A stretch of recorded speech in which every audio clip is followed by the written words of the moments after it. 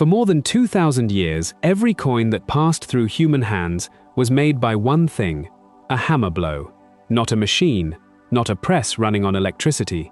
A person, a piece of engraved metal, and a swing of the arm. So what was this lost art really like? How did people turn blank metal into money, using nothing but hand tools and skill? And what was lost when the machines took over? Stay with me, because this is the story of one of humanity's oldest and most overlooked crafts. Let's begin by picturing the place where it all happened. The workshop of the coin maker.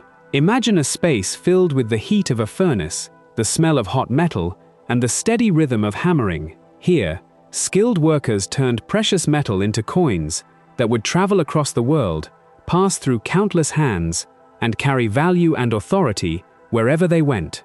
This was serious, important work.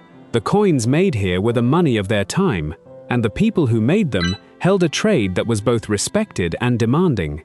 To be a maker of coins was to hold real skill and real responsibility, because the quality of the money depended entirely on the quality of their work. The process began long before any hammer was swung. With the preparation of the metal, coins had to be made from metal of the right purity and, crucially, the right weight. Remember, in the ancient and medieval world, a coin's value came largely from the precious metal it contained, so getting the weight correct was absolutely essential. Too little metal, and the coin was worth less than it claimed, an act close to fraud. Too much, and the maker was giving away precious material. So the metal was carefully prepared, measured, and formed into blanks, plain, round pieces of metal of the correct weight, ready to be turned into coins. Making these blanks was itself a skilled task. The metal might be melted and cast into small round pieces, or hammered into sheets from which round blanks were cut. Each blank had to be checked and often adjusted to reach the precise weight required. Some were filed down if too heavy. This careful attention to weight ran through the entire process because trust in the coin depended on it. A person accepting a gold or silver coin was really accepting a specific amount of precious metal, and the coin maker's job was to guarantee that amount was correct. Precision was everything, and it was achieved by hand, with care and skill. Now we come to the heart of the craft: the dies. A die is a hard piece of metal with the coin's design carved into its face. To make a coin, you need two dies, one for each side of the coin, each engraved with the images and words that would appear on that face. And here we meet some of the most skilled artists of the ancient and medieval world, the die engravers. These craftsmen carved the designs into hard metal by hand, in reverse, and often in astonishing detail. The portrait of a ruler, the symbols of a city, the lettering, the decorative elements, all had to be cut into the die with precision and artistry. Creating a good die required years of training and enormous skill. The beauty of old coins is, in truth, the beauty of these engravers' work. Engraving a die was painstaking, delicate work. The engraver worked with fine tools, carving into hard metal, knowing that any mistake could ruin hours of effort. And they had to carve everything in reverse, so that when the die was pressed into the coin, the image would appear the right way around. Imagine the skill required to carve a detailed portrait, in reverse, into hard metal, by hand, so that it would create a perfect, right-way round image when struck. These engravers were true masters, and their dies were treasured tools, carefully kept and controlled, because whoever held the dies held the power to make money itself. Now, with prepared blanks and engraved dies ready, came the moment of creation, the striking. This is the step that gives us the phrase, "to strike a coin," still used today. Here is how it worked. The lower die, engraved with one side of the coin's design, was fixed firmly in place, often set into a solid surface or anvil. The blank piece of metal was placed carefully on top of this lower die.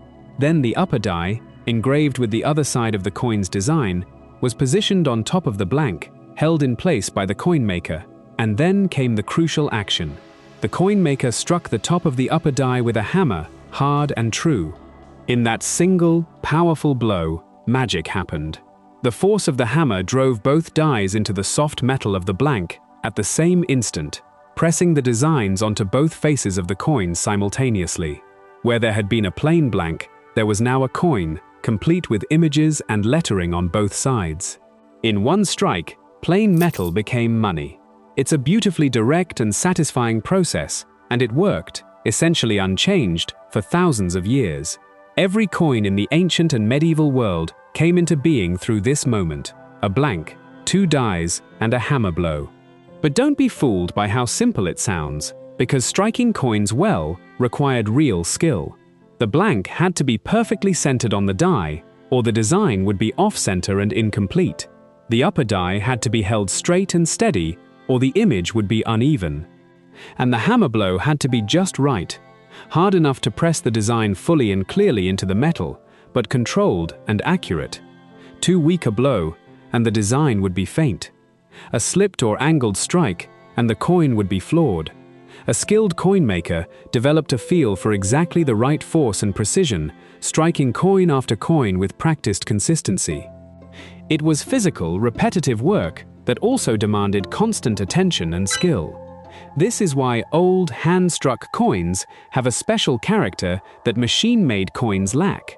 Look closely at ancient coins, and you'll often see slight variations, images that are a little off-center, edges that aren't perfectly round, small differences from coin to coin, even those struck from the same dies. These aren't flaws in the modern sense. They're the fingerprints of the human hand. Each coin was individually struck by a person, and each carries the tiny, unique marks of that moment. When you hold a hand-struck coin, you're holding an object that was made, individually, by a human being who swung a hammer to bring it into existence. There's a warmth and humanity to that, which perfectly uniform machine coins simply don't have. The people who did this work were part of a long and respected tradition. The knowledge of how to prepare metal, engrave dies, and strike coins was passed down carefully, from master to apprentice, over years of training. It was a trade, a craft, and in the case of the finest die engravers, an art form. These skills represented generations of accumulated knowledge, refined over centuries, and the coins they produced weren't just money. They were small works of craftsmanship, carrying the images and authority of their makers and rulers out into the world, sometimes surviving for thousands of years to reach us today. But this ancient craft could not last forever. As time went on, new technologies began to appear. Machines were developed that could produce coins more quickly, more uniformly, and in greater numbers than any hand could manage. Powered presses could stamp coins with tremendous, consistent force, producing perfectly round, perfectly centered, identical coins at speeds no human striker could match. These machines brought real advantages.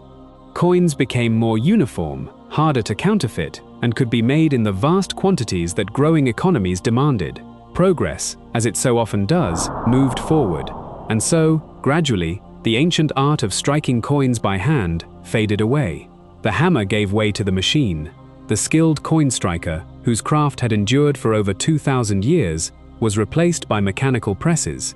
The die engraver's art continued in new forms, but the physical act of striking each coin by hand, that direct human moment of creation, largely vanished from the world. A craft that had made the money of countless civilizations became a thing of the past, remembered mostly through the coins it left behind. Something real was lost in that transition, even as something was gained. We gained precision, speed, and uniformity, the perfect, identical coins we know today, but we lost the human touch, the individual character, the direct connection between a skilled person and each single coin. We lost a craft that had connected people across thousands of years, a shared human skill that had made the money of empires and kingdoms. Today, hand-struck coins are treasured precisely because they represent this lost art, each one a surviving piece of a craft that shaped human history and then quietly disappeared.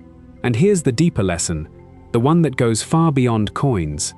Throughout history, human skill and craftsmanship have been at the heart of creating value.